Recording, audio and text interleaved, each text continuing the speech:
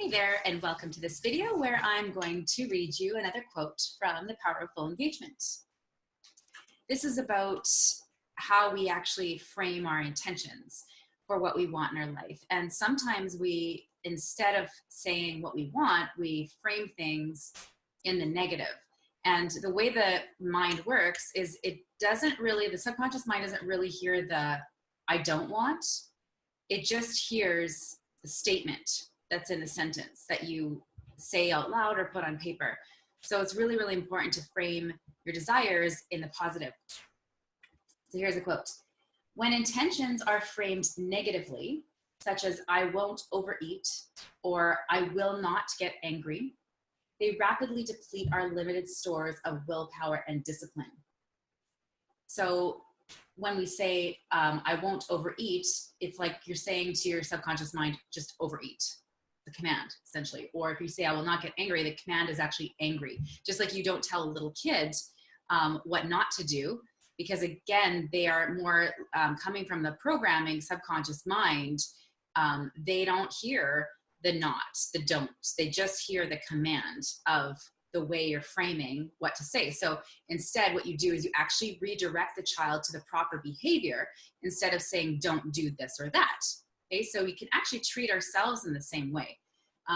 Because essentially, if we are trying to force ourselves not to do something, we have to use the will and self-discipline, which is a lot more difficult to cultivate, that self-discipline, and will runs out, right? That's the whole concept of things like willpower and like New Year's resolutions and things like that is all built on something that runs out. And so instead, if there's just pick 1 to 3 things in your life right now that you would like to change, but don't say them in the negative way, say them in what you actually want to have happen instead. So because not doing something requires continuous self-control. So we don't want to try to use willpower. What we want to do is actually do something that is the opposite of that thing, something that's the positive side.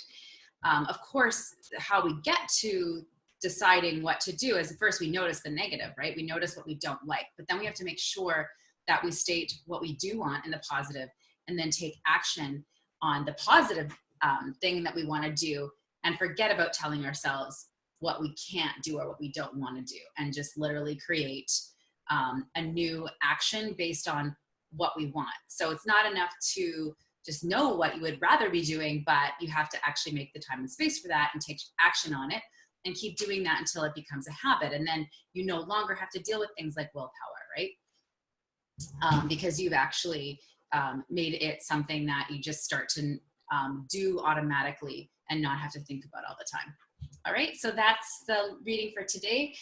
I challenge you to get a piece of paper out and write down 1 to 3 things that you would like to change in your life. And then in the next paragraph, write down the positive intention you would like to have instead, and then an action step for each. And, just depending on, how much time you have for mindset work right now, you may want to just choose 1 if you feel like choosing 3 would overwhelm you and then you would actually not accomplish any of them. So it's better to actually make small progress that's consistent than, set goals that are not attainable based on the time and energy that you are currently able to put into making those changes.